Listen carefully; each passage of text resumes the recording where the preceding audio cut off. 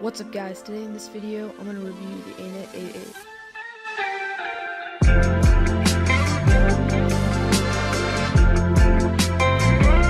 The Anet A8 is a beginner DIY 3D printer coming in at just under $100.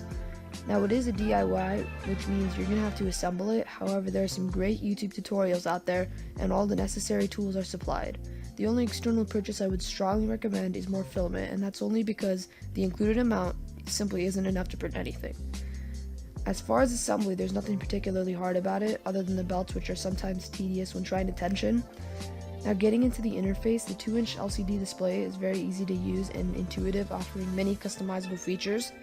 The extruder is just what you'd expect in any 3D printer. It reaches a max temperature of 190 degrees Fahrenheit.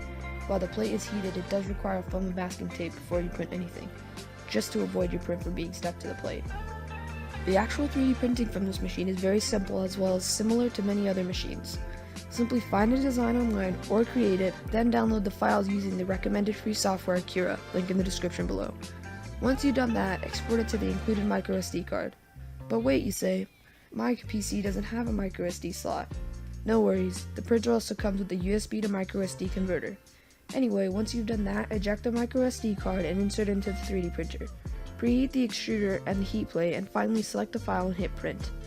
Now while it's printing, you'll notice that the print quality is actually pretty good, especially if this is your first 3D printer, and the overall quality and reliability is top notch. I've owned this printer for over 2 years now and haven't had a single problem. Anyway, if you're looking for a 3D printer that's cheap, easy, and reliable, buy this printer. Like and sub, and yeah, my mic quality is much better now that I found the location of the mic on my laptop. See you in the next one. Bye.